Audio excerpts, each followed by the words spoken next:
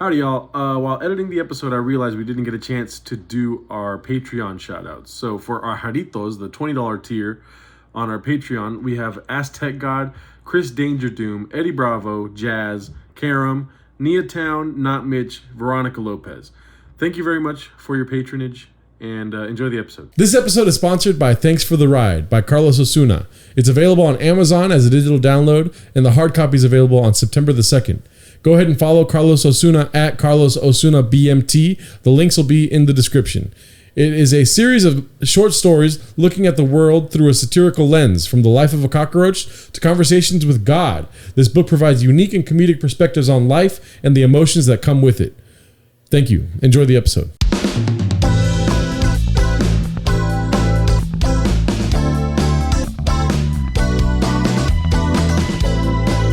Hello and welcome back to Isimo Podcast. My name is Gerardo Alarcón. I'm Dominic Angel. And I'm Ryan Reyes. If you haven't already, please follow us on Instagram at IsimoPod, ISIMOPOD, or leave us an email at isimopod@gmail.com. Or if you would like to, leave us a voicemail at 920-474-6644. Look at Ryan. And also, if you could please like and subscribe to our YouTube channel. Leave a comment. Let us know what you think in the comments. Please leave a Apple review. What is Apple it? review. Apple Podcast. Follow us on Spotify. Rate and review. And follow us on Spotify. Also, we have a Patreon. Dominic, you want to tell them about the Patreon? Yep. We have a Patreon. For $5 a month, you get access to our Discord. You get early access to regular episodes. You get bonus content. You get uncut content. For $20 a month, we'll give you a shout out at the end of the podcast. And we'll throw your name on our Patreon board. Also, we have a Patreon goal happening right now. Our goal is to get 100 patrons, and we are getting very close. Thank you so much for everybody who's already supported. Once we hit our 100 patron goal, we are going to produce an Isimo live show with a live audience that will have digital access. Hopefully, we're figuring it out. But yeah, that's happening right now. So, if you like what we do, thank you so much. You can throw us $5 and we appreciate your support. Also, on the Patreon, we have weekly episodes exclusive only for Patreon members. Right. Except for one that we released audio only on our Spotify and Apple. Check it out. Yeah. You've heard all of, we do sneak peeks to the episodes. So now you get a full episode to hear what it's all about. Also, if you were wondering where I was pointing, that's the Patreon wall. Yeah, the Patreon wall is going to be improving. I'm getting a tack board. Yeah. I don't know why. What's dinging? Is that my phone? Maybe. Ding. This is part 2 of our journey into Mexican history. The origins of the Mexican... No, keep going. The origins of the Mexican independence movement that was happening... Okay, can you turn it down a little bit? The origins of Mexican... Oh, there we go. You got another... I fired the last trumpet player! And I got... Stop! You don't come back! He doesn't even play the trumpet. He plays the drums and he's not even trying his best. But so for this week, we wanted to divide and conquer this huge 200-year span of events that happened from roughly around 1700. Oh my nose. Yeah. To 1822. Right. 200 years. Yes. 100 years. Anyway, so starting with New Spain, and Dominic is taking over New Spain. All right. So with New Spain, all we're going to do is set up... It looks like you're making tortillas. Sorry, go. I wish I could. We're going to set up some ground just to get an understanding of why there was dissent. Okay? So in the early 1500s, Spanish conquistadors came and discovered the Latin America, North America, South America. What they discovered was silver. That became a huge export from... from the New World to the Old World, right? And so, are you guys familiar with the caste system? Yes. Yes. What I thought it was CHASTE, but it's KAST. Like a cash system? Yeah, I thought it was cachet? well, isn't the caste system something from European history too? I don't know. I've only ever heard it in reference to I feel New like Spain. they would mean the same thing. Like, yeah. Well, there are all colonizers. If I remember correctly, and you can correct me if I'm wrong, but if you do, I'll cry. If I remember correctly, it is essentially a class system that's based on ethnic ties to Spain itself, and the farther you are from it, usually the lower on the totem pole you are. Yep. white is right. Hell yeah, I know my shit. That's essentially what it is. Okay, so in setting up these Game over, Spanish fool. colonies, they weren't called colonies. It was an extension of the Spanish kingdom. But, so these new cities, they set up what's called the viceroyalty. And viceroyalty were peninsulares. Peninsulares were people coming directly from Spain. They were at the top of the caste system. The best colonizers are the best colonizers. Pretty much, right? I keep thinking he's saying pencils. Peninsulares. Bunch of fucking pencil pushers, you know what I'm Right? saying? And then the pens came. And everything changed when the The plumas came, and This you can't shit's erase gonna them. change, and it's gonna be permanent. erase them. That's so funny. I was gonna make the same joke. Fuck. So essentially, in New Spain existed a viceroyalty, and that was run by the Peninsulares. Under the Peninsulares was the Criollos. Criollos are people that are directly descended from Peninsulares, directly from people from Spain. They're white. They were able to get like government jobs, very limited, and they were able to obtain a lot of wealth, but their powers were a lot limited. And then How did France do it?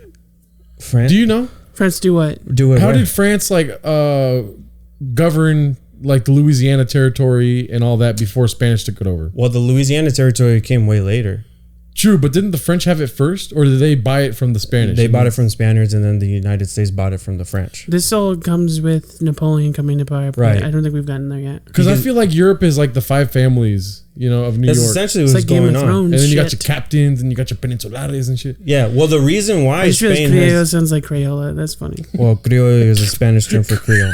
It adds to my joke. Pencils and crayons and Pencils and crayons and mestizo. What would a mestizo be? I don't know.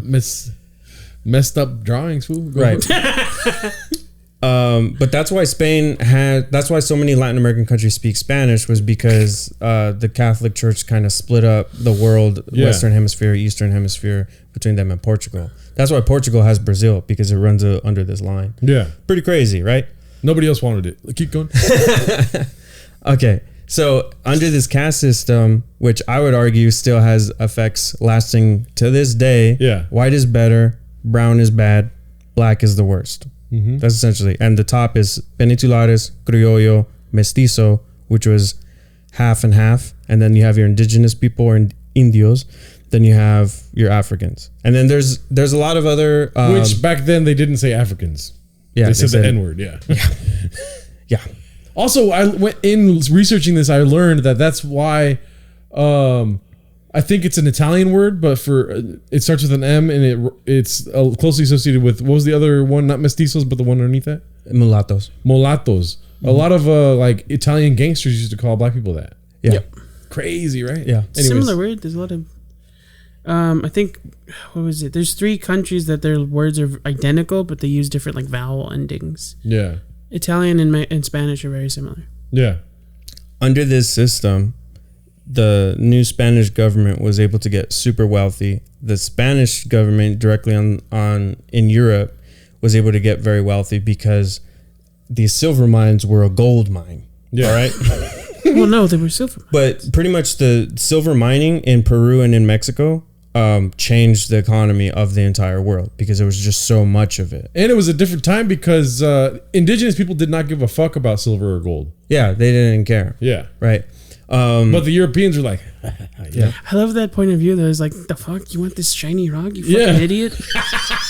I want, a house to live in. You want a fucking rock? Dumbass. One of the reasons why New Spain was able to flourish essentially was because of the viceroy system. yeah. That these people were essentially, like I said, an extension of Old Spain, but they were pretty much given free reign to kind of run things how they wanted to do it. And so over the next 200 years, the caste system would grow so that there's a lot more mestizos and there's a lot more criollos than peninsulares. Yeah. Right. But the peninsulares wanted more power than both of them. They always want power, Yeah. and they wanted to protect their power. Yeah. Yeah, like they essentially designed the laws that would come in, and this the reason I'm saying is because it comes into my part later. They essentially arranged things so that they were always out on top. Like even like they would. That later becomes the biggest issue with the Criolla is that they are from there and they're accepted as a source of power, but they're never allowed to join the top. Imagine living somewhere for your whole life and somebody comes and tells you how to do things. And calls you something that rhymes with a yo-yo. Right? Actually, a good example would be Goodfellas. That's exactly it. I was thinking the same thing. So you know how in Goodfellas when, what's his name, Joe Pesci gets made? Yeah. Right? He And was then- allowed to because he was full Italian, but the other two were half Irish, so they were never allowed to join the actual mob. Yeah. But they were Just respected. like that. Yeah, they were respected. Yeah, but Criollos never got to have that power. Now, somewhere along the line, Spain fucks up. The royal family, goes to shit, and the empire starts to dwindle. But New Spain still has all of that wealth, right?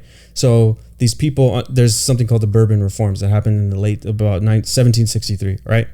So this is crucial to the beginning of descent against the Spanish crown, right? The three main things that they did under the Bourbon Reforms were they wanted to consolidate power and make sure that Peninsulares and European Spain held power. So what they did was they said, fuck the vice royalty. We're going to send in new people. And these were called intendants. These people showed up and these people were directly linked to the crown. And they got special privileges that superseded the vice royalty. Also, they were called the Bourbon Reforms because the family's name was Bourbon, right? It was a house of Bourbon. It has to do with the royal family. Uh-huh. The guy, his name was Prince Philip. I think the one that started. I don't know. His last name wasn't Bourbon. They were under House of Bourbon. But So they like to party. It wasn't like a bunch of people that fucking wrote a document under the no. influence. It was a royal family. Yeah. It's European family, like the monarchs are all fucked up because they're all just sent everywhere. So like you had Yeah. Austrian people running France and French people running England, and all this time it all had to do with like keeping the royal families alive. It's stupid, right? So that's what they did. They sent these intendants, and the Criollos are pretty pissed off that somebody is coming into their home and telling them how to live their life. Sound familiar? Right? Okay. But also, Criollos are basically what modern day Mexicans are because we're all fucking half Spanish, right? No. But no, they directly came. Their parents were from, right? So they were like Spaniard Chicanos. yeah, in a sense, but they're still white. That's the thing. Yeah. Criollos are, so the biggest thing about Criollos is that they kept the family blood clean, right? They Yeah. only married other Oh, white okay. people. So it was only Spaniard. Right. They were pure Spanish, and they tried to keep it that way. But they were all born in New Spain, right? It would be like the Americans versus the British. That's how we understand it, right? Yeah. The colonies over time, they're all white people and they have to answer to England. That's what's happening.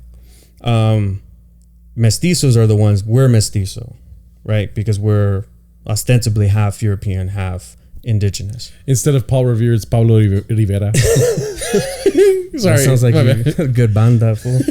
Pablo Rivera tonight. Y los bandaleros. I mean, Cry of Dolores, we'll get into is technically.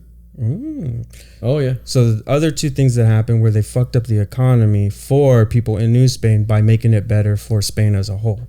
Because before, Spain only allowed trade to come out of New Spain and it never went in.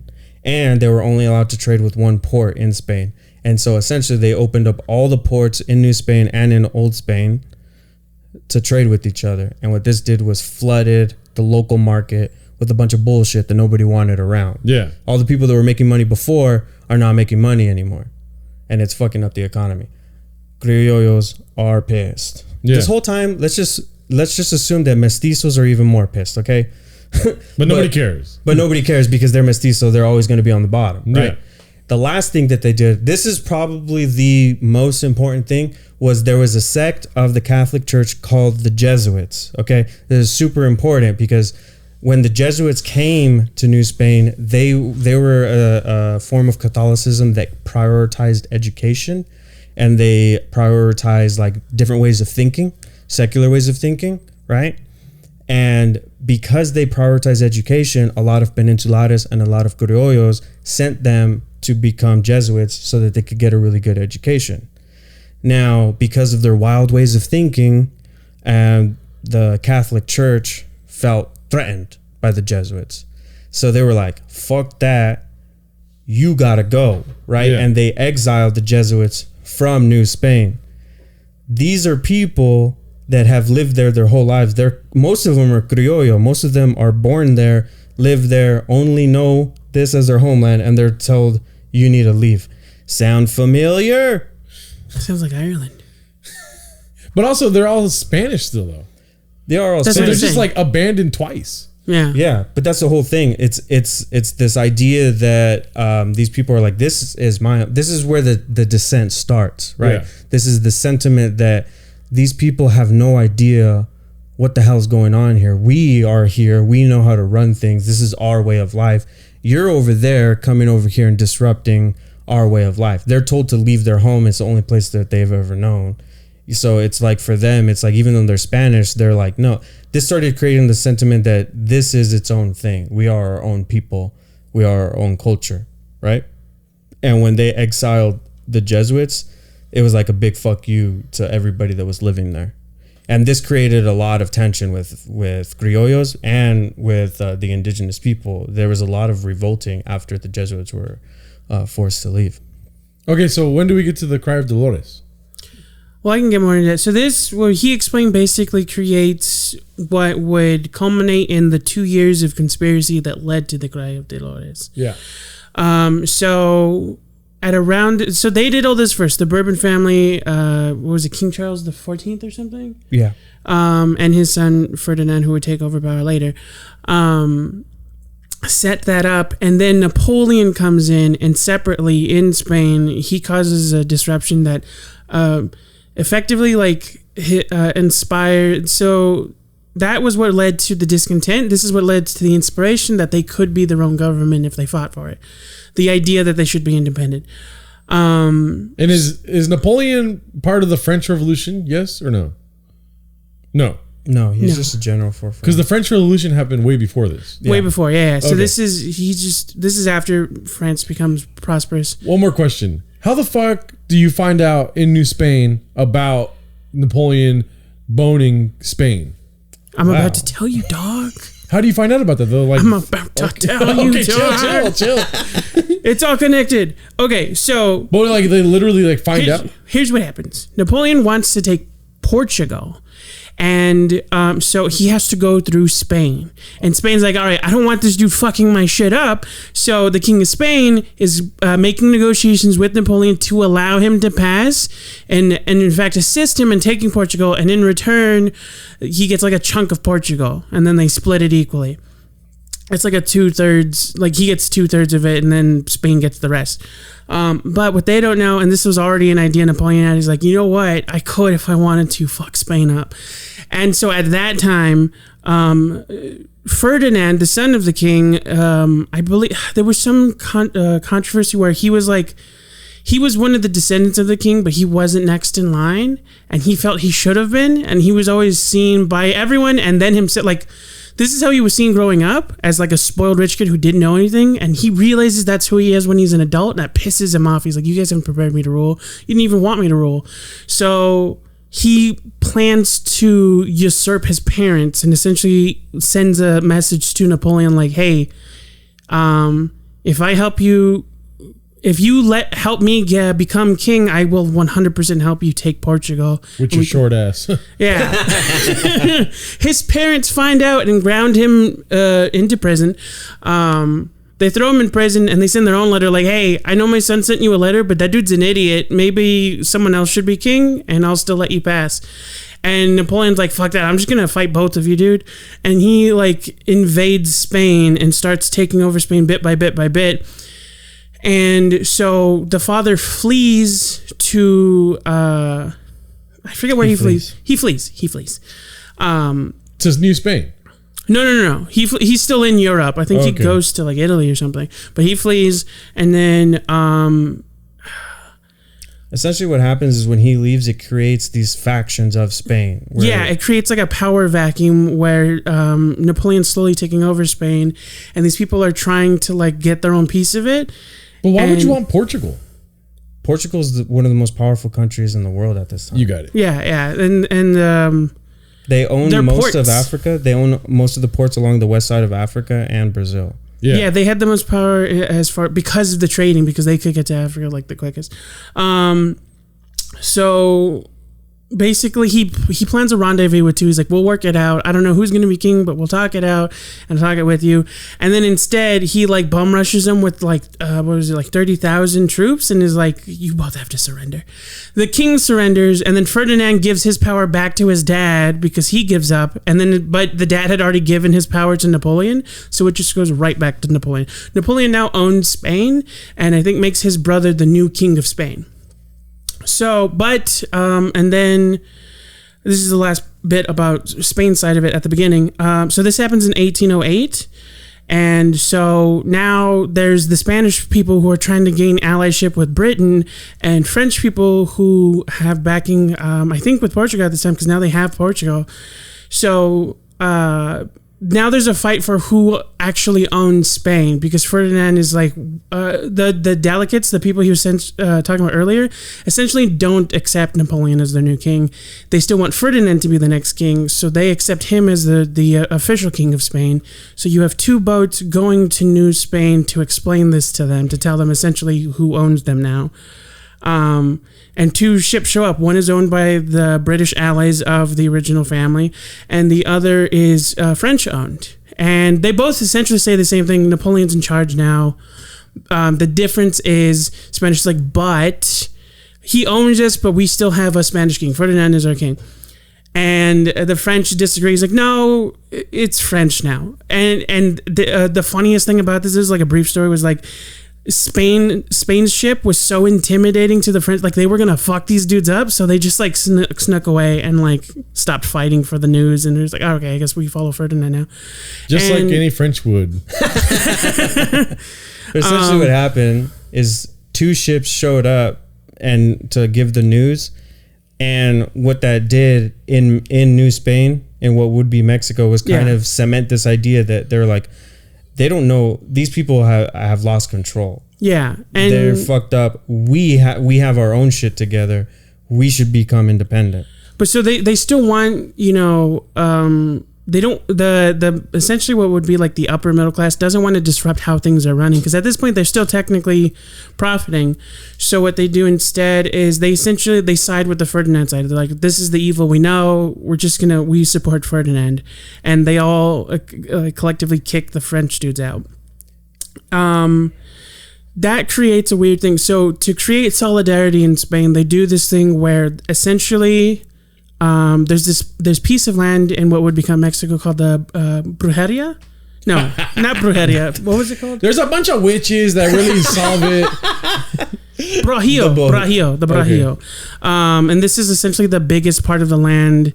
This was the main part of Mexico that, or New Spain, that the old Spain was investing in order to get all this gold and crops out. And so what they did was they had the church back their investment in order to get the church on their side. So apart from exiling Jesuits, they also like made the Catholic Church, their backer. But what that created was essentially like a collapsible bubble where if the church collected on their loans at any point, they would essentially bankrupt all of New Spain. It's like taxation without representation. Essentially, they were like, all of your money is going to the church and there's nothing you can do about it. Yeah. And so everybody's like, well, what the fuck? So what this does is it creates two parties of thinking. There's people on one side that mostly peninsulares, mostly people that are still directly, benefiting at the top. That want to keep sucking on the tit. Well, what they want to do is still have a monarch and maintain the caste system, right? Yeah. So they do something actually that I forgot. So at 1808, at the start of this 2 year, what they do, now that they know that the Bourbon monarch is done, is gone, is cast out, is they do an agreeable coup with the current viceroyal, and essentially they arrest him and take over his power. And what they do is they choose who becomes the next one. And it's just like some 80-year-old dude that's too old to actually do the job. Well, what happened was that the top viceroy, this fool was a Peninsulare, right? Yeah. He was convinced by Criollos. Criollos are the ones that they want their independence, they want their power. Yeah. And so he agreed to have a meeting with them to create a new monarch that Criollos could benefit from. And he liked them more. The past viceroy liked the Criollos more. The Peninsulares were like, fuck that, and they put their own man in power. Right. Yeah. Just like the American. Essentially, yeah. So just to like America and any Latin American country. Go ahead. Yeah, so to maintain order, they continue to keep the viceroy, but they pick who it is. And at first they pick, I have it in my notes, but I'll just forget it right now. They don't focus on his names too much, but they pick some like 80-year-old dude who I think like 6 months later they replace with someone else that's also from there. They just keep putting people they want. They're going to maintain whatever the current status quo is. But this begins a trickling down. So what the deal with the Catholic Church did was it created a vacuum where all the wealth goes to Spain, and it led to two forms of discontent. There are the people and the workers, the peasants and like the lower class, the mestizo and everything under them. They want to burn the system down and replace it with a republic. They don't want monarchs. They don't want kings. They want representation. That was the second part to the first part that I said earlier. So these people that want to burn down the whole system are led by radical thinkers and rebellions, and this starts with Father Hidalgo. So the peasant people are being mistreated by essentially absentee landowners and corrupted minds and bandits and everything, and then the Creole are dealing with this deal with the church where basically they're losing money now because it's all going to Spain. So the initial conspiracy, the initial conspiracy to overthrow the viceroy completely starts the city of Catarillo, who the mayor Miguel Dominguez and his wife Josef Ortiz Dominguez are essentially the main heads of this growing conspiracy. They're the biggest influence of this and the most involved. And they're gathering people. They're having like midnight speakings and collecting people that are with their cause. And most of it is say it again? Criollo. And they're using that idea. So the Criollos start the conspiracy as like, we don't like that it only benefits them. We want it to be, we want the system in place right now, but we want it to benefit us. Unknowingly, the second half of it is the people who just want to restart it. They want to be their own country, something new that's fair to all of them. So they start the conspiracy, and then that grows, and alongside that enters Hidalgo. So Hidalgo started. He was not a Creole. He was mestizo, but his family was essentially lower. His family was essentially lower middle class. They were the managers of properties, but they were never the landowners. So he had experience of that, and it allowed him to go to a college. He joined the priesthood and went through college through there, and he became the dean of a college.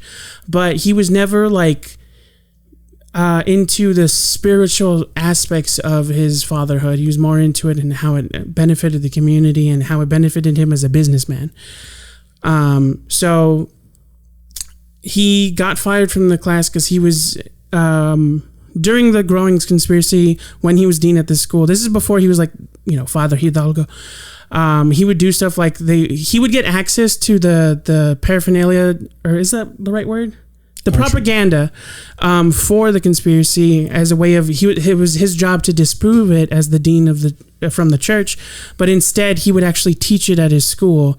And they found out and then created this thing where they essentially, I don't know if it was framed him, but they essentially said he was stealing money from the church, so they had him fired as dean, but he was still in the fatherhood. This leads to him going to Dolores because his brother was the priest in Dolores and died. So he takes over his, I forget what they're called, the church. He takes over that church.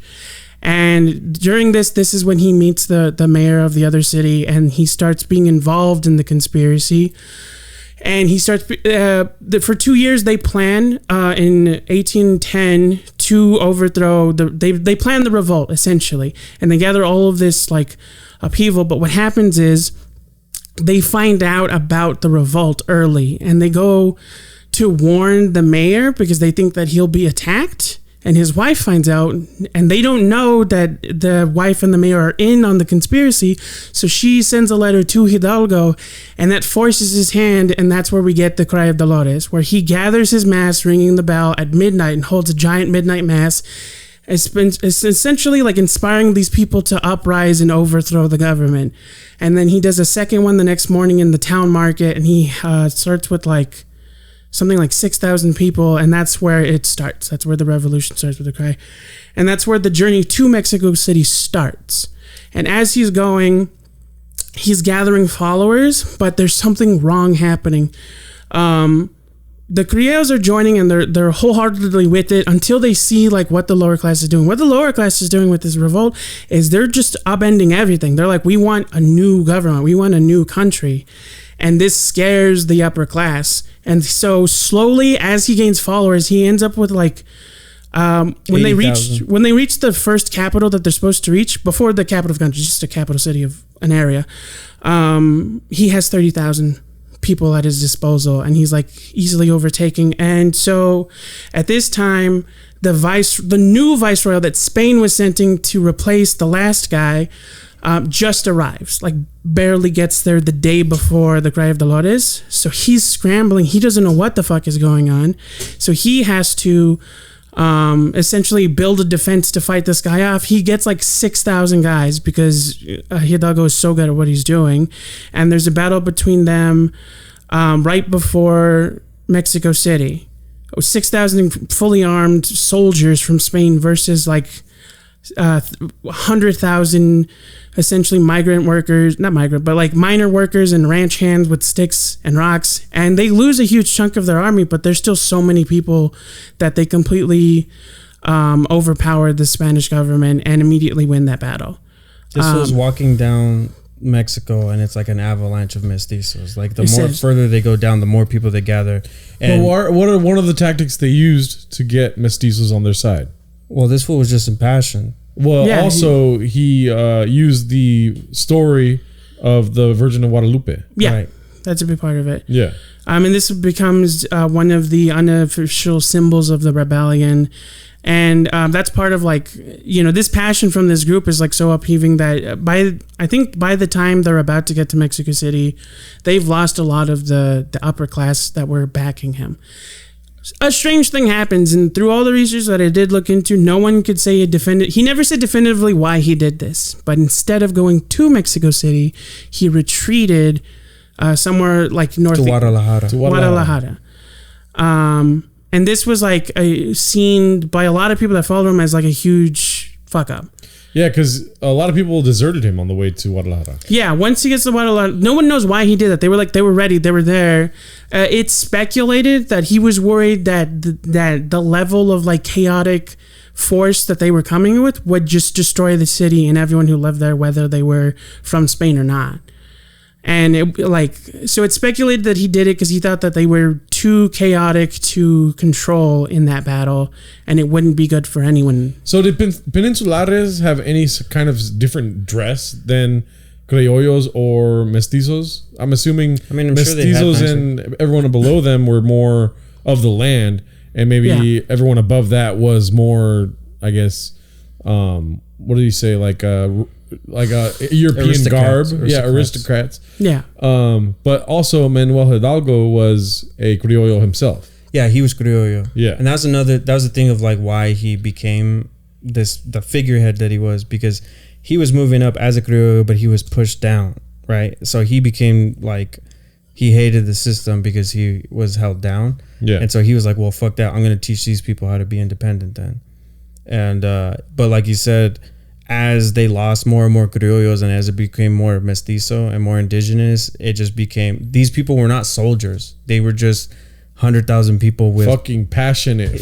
yeah, exactly. It's just angry people. It was like essentially like rioters. Yeah. And when he pulled back, went to Guadalajara, they just lost so much momentum. People started leaving. They lost 40,000 They separated into smaller like rebellion groups. That's after he died, though, right? No, this is like right before. Like a lot of them separated into their own groups. He was still considered the main force of the movement, but people broke off, kind of did their own thing. A lot of Creole people started backing Ferdinand and the Spanish. It's crazy how powerful an idea can be. Yeah. Because he's like coming down Mexico like an avalanche, and then he creates all these little fucking like rock. What is it called? Those when you're driving next to a cliff. Yeah. Like rock slides. Rock slides. Yeah. Yeah. So when he hit this bump and when he diverted, this like extended. He could have won the next day, but this extended the battle between the two for the next like decade, 11 years estimated. So I think it was 1822. Yeah, that's a decade. Yeah. Is when he tries to fight him again, and he still outnumbers them, but now like they've had a chance to like train an army, and so he's not as small, the viceroy, but he is still smaller. But he's well armed and better trained, and Hidalgo has lost a lot of his following over the last 10 years. But Hidalgo in Guadalajara gained like 80,000 to 100,000 followers. Yeah, he gained more people, but it's just an angry mob of people. Yeah. And the person, I forget the general's name, but the person that was put in charge got 7,000 of the best trained men in his army, and they just fucking... Also, one thing that happened was that somebody in Hidalgo's army got mad because he missed out on a promotion, and he fucking sold him out. And so... Well, that's the part I was getting to next, because that leads to his capture. Which is why this was my section. So there was two people important to him. There was his second hand that would lead the rebellion after he was gone, and this person actually stayed behind when they move on to this place. So when they find out that they've been sold out, they try to flee to North America, and the person that would replace him stays behind to watch over their base, and they try to flee. They get captured, and they're each executed one at a time, and he's executed about 2 weeks later after his men, and their heads are like posted on the walls of Mexico City as a warning. And that essentially concludes like what happened with Hidalgo. Tight. Well, yeah. So also with Hidalgo, after he tried to run away, after the faction split up, there was a bunch of different fucking rebel groups, rebellious Republicans, all around Mexico, and then there was like some that were like figureheads, and I don't know if the viceroy tried to eliminate each group individually, much like the Aztecs. Well, it's something similar happened. This is all cyclical. The same thing happened with Pancho Villa and the Zapatistas and all that stuff. There was rebellions happening, small ones throughout all of Mexico for like years after that. That the Spanish army had to kind of try to quell, and they were knocking them out one at a time. Yeah. So now with my part, which is the three agreements, in Guerrero and Ibanez or whatever his name is, what is his name? Iturbide, who did create the guitar for Ibanez. I'm just kidding. What's it called? With them, it's technically what Mexican independence has become, which is like the first emperor of Mexico, which originally is Iturbide, which he didn't want to be. Right. But he became a viceroy for New Spain, but then also did not want to fight as much as I guess Spain would want him to. He wanted to try to find some kind of what is it called? Agreement, or what's another word for it? Compromise. Yeah. So he was trying to find a compromise with one rebel leader in south of Mexico City, which was Guerrero, Vanessa Guerrero. Just kidding. No, what was his name? I forget his first name. Vicente. His friends called him Vanessa, but I'm just kidding. But so Vanessa Guerrero. I said that one by accident. No, Vicente Guerrero and what's his name again? Fuck, Ibanez. Iturbide, came to an agreement which became the three guarantees. The three guarantees were religion, unity, and independence. So when Vanessa was like, okay, yeah, no, but it's funny because you can call her Vicky. No, it's Vicente was like, yeah, I'm down for, but the thing is, in my opinion, this is Gerardo's take on things, like having to connect yourself still to Spain, and that's one of the like guarantees. With the three guarantees, all that Guerrero was asking for was to be equal, that everyone's equal, that race is not a factor, which we're still struggling with till to this day. Yeah, they wanted to eliminate the caste system that was in place. That was like very important to them, that there was upward mobility for all people. Yeah. With the three guarantees, they would need to claim faith to the Roman Catholic Church. Right. Which honestly too, that's fucking Italian. Why did the Spanish never come up with their own Christianity? Well, it's because they are followers. They are not leaders. It's because the conquistadors spent most of their time, most of the established cities were along the coast. The church were the ones that went inland and started spreading Catholicism, and so they set up a lot of shit throughout Mexico. And so there was a lot of Criollos that were Roman Catholic. Yeah. So I don't know, fucking the Roman Catholic Church, I don't know if they've ever been good, dude. But imagine yourself with no technology, nothing whatsoever, just the land under your feet. Would you? I mean, you probably would believe in God, right? Well, that was the thing, is that they were trying to teach the indigenous people about the Christian God, and what was happening at first, they thought they were successful, but what they found out, that the indigenous people were like, oh, that's cool, and they kind of just added in the Christian God to like their belief system. Yeah. Like, and also there's this thing over there. Yeah. And then the Catholic Church was like, fuck that, dude. And then they tried to eliminate, native culture. But with the Roman Catholic Church and that being part of the three guarantees, does that mean there would still be some tithing with mestizos? And see, that's what it's all about. That's dude. what it's about. It's all about money. Yeah. You have to fucking claim Roman Catholic Church as your religion for the nation, because we're still going to see our nut. It's all about that dollar, make them holler. Yeah. And with the other two guarantees, independence, like let's be honest, like, well, now that we have like basically 2020 vision in retrospect, they were not given independence because Spain tried to take the territory multiple times after the fact. Yeah. And then on top of that, with equality, like, Mexican to this day is still down the totem pole, little like Hispanic, whatever, Latino, and there's still that light-skinned aspect of life. There's still so in my opinion, the three guarantees never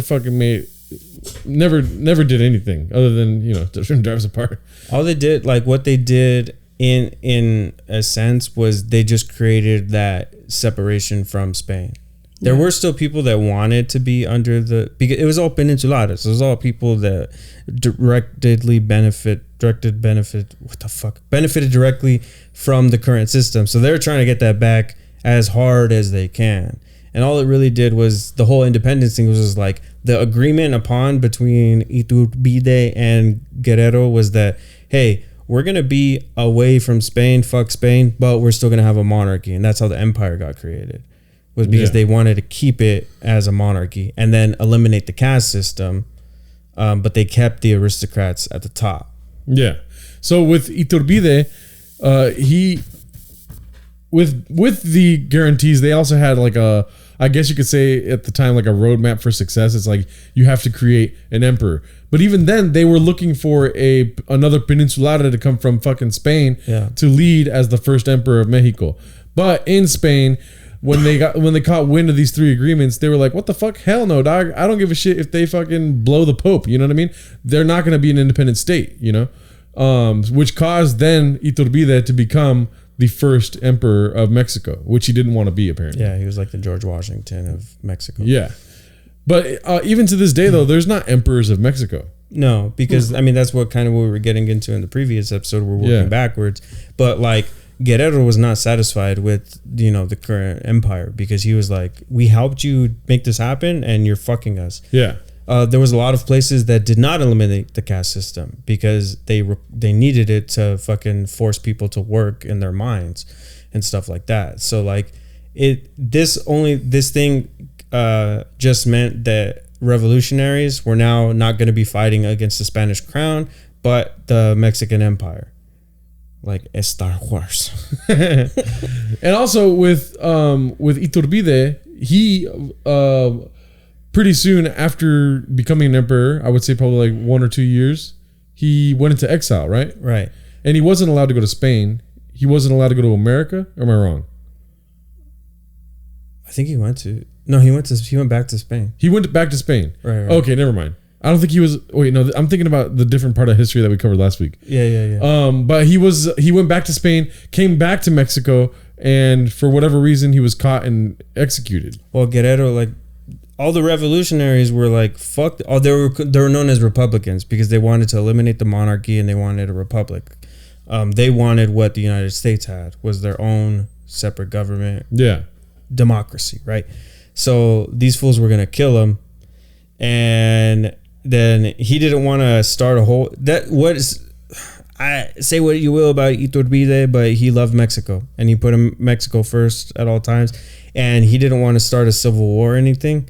So he was like, all right, he willingly went to execution, essentially.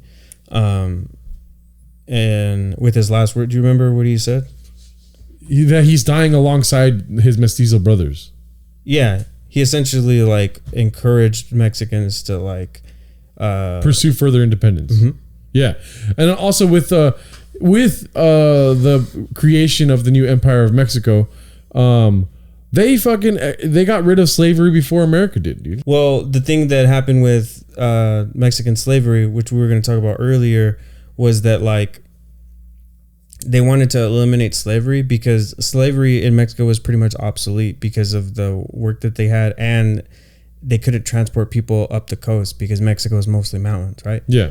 So there wasn't a whole lot of slaves in Mexico in the first place. And the only reason that they wanted to eliminate it was because rich people were still allowed to have slaves as like housekeepers and shit. So that was like a big thing of why they wanted to eliminate slaves, because they wanted to piss off the Peninsulares. Okay. And people look at Hidalgo to this day as maybe he's the guy that fucking started the Mexican Revolution, right? Yeah.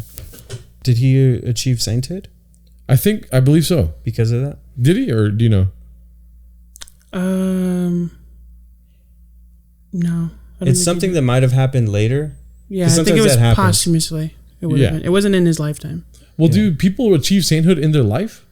No, I don't know. I think Mother Teresa did. But a lot of people, it's kind of like an honorary thing where it's like they give it posthumously, but like way years later after the optics have changed and they're like, oh, this fool is actually amazing. Yeah. Like Joe Rogan. He's going to be Santa Rogan. Santa Joe. Joseph. And with that, I wanted to ask, maybe because I feel like Dominic would know this more than I would. Well, what's September 16th? Is that the battle of the arrows, Lajaras? What is it? Do you know this? That's the initial. That's the day that they started marching on to. That's when Hidalgo starts fighting. Okay, so that's when he comes. So the Cry of Dolores happened technically September 15th at midnight, and that whole speech and that whole rise and march starts September 16th. Because I saw all these other dates, and I'm like looking for September 16th. Like, where the fuck is that? No, that was the day after the initial cry happened. It's like the Paul Revere moment. It's like that's when this fool like started gathering his army. Yeah. Damn. And that's actually. You know what's crazy is that actually, if I am correct, I might be wrong, correct me if I'm wrong, but Iturbide and Guerrero actually gained independence also on the 16th. So those two things coincidentally happened on the same day, decade or so apart. I like that because it's like America, but the opposite. Like America's Independence Day is based on when it was we are America. Mexicans is like when we started fighting for it. That, and also with any kind of Mexican holiday I found, it's kind of like it's great to have a date. I think we talked about this in the first episode. Mm-hmm. It's great to have a date, but even with like Cinco de Mayo, with the Battle of I forget the city. I don't give a fuck. Puebla. Yes, the French eventually took that back over again, didn't they? I don't think so. It was like a short-lived victory. Yeah, it was just one battle. Yeah, it was one battle. Yeah, it was like never a part of the overall war's victory. Yeah. I believe. Yeah. And then even with like independence itself, like, well, I guess no, I'm wrong because there's the War of 1812 where the British tried to take over the colonies again, or the states again. Yeah. So I mean, it happens. That's what's always going to happen. Is they don't want egg on their face and they're going to keep over. What happened with Mexico was that once they were gaining more independence, and once the war was going on, Penintulares and rich Criollos were hightailing it out. They're going to Spain, and they took a lot of wealth. They took a lot of capital, and they kind of just left everybody behind. And because of that, Mexico would be an ongoing fight for independence for the next 100 years. Damn. Or maybe not, close to 100 years. Well, I mean, even with last week's episode, dude, like we fucking America's such a piece of shit. I'm just kidding. I love you, America. I live here. Yeah. Then later on, we get into Santa Anna. We get into Porfirio, Benito Juarez. Yeah. It's a whole crazy world. Yeah. We're just living in it. Yeah, and with Benito Juarez, do you know what he did or no?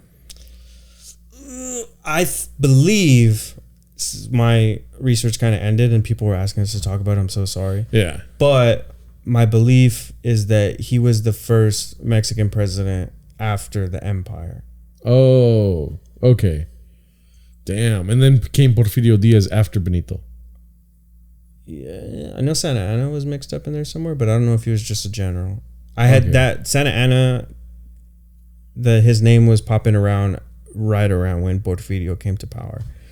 So that's just how he is. We'll catch up on all this when we learn more and more.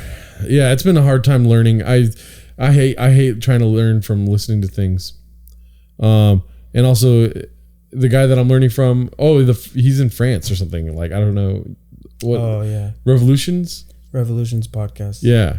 He's got a great voice, but it's like very soothing. Michael Duncan. It's a good podcast, yeah. Yeah, it's a great podcast. Shout out. So just so people are aware, we use Revolutions podcast to it's a really interesting podcast. If you look at season 9, it's about the Mexican Revolution. So you can listen to some of this stuff in more cited material. But what I did and what we did was use this as kind of an outline for what we're going to look further into. And so it was like a jumping off point for us, which I recommend. I'm going to finish listening to it because it's a really good series. Yeah, and I apologize to Vicente for calling him Vanessa multiple times. Yeah. But next week we will talk about the Aztecs, which I know a little bit more about. Yeah. Tight dog. Tight. I never really knew about the early 1800s of Mexican history. Yeah. It's something, I mean, I feel like we only ever were able to learn about like Pancho Villa and we, even through storytelling, through my family and stuff, I never learned the history of Mexico. So this was all really cool to learn about. Yeah, dude. It's a trip for sure. Yeah, Father Hidalgo. Everybody should research Father Hidalgo because that dude was a G. Yeah. Gangster. He's an original mestizo or original. He's Criollo. Criollo. Yeah. OC. Anyways, is there anything else you guys want to say? I just want to reiterate, this is all jumping off point stuff, and I encourage everybody to research this stuff, look further into it because it's all really interesting history that I never knew about. Yeah, I agree. There's multiple different YouTube channels that you can research and find really cool animations of. One of my favorites is of the Aztec Empire and how the like Hernan Cortez. Dude, yeah, we'll get into it next week. But the whole taking over of Tenochtitlan and also the creation of the flag, which I forgot to mention. The three guarantees are the three colors of the the colors of the Mexican flag are representative of the three guarantees. Right. That took so long to say. Red, the Catholic Church. Yeah. White, unity. Green, independence. Yeah. Money. Anyways, so please, if you haven't already, follow us on Instagram at IsimoPod, ISIMOPOD. Leave us an email at isimopod@gmail.com. Leave us a voicemail at 920-474-6644. And please rate and review on Apple Podcasts and follow us on Spotify and like and subscribe to our YouTube channel. And let us know what you think in the comments. Hell yeah. Thank you so much. And until next week, Done. Don't fly. Don't fly.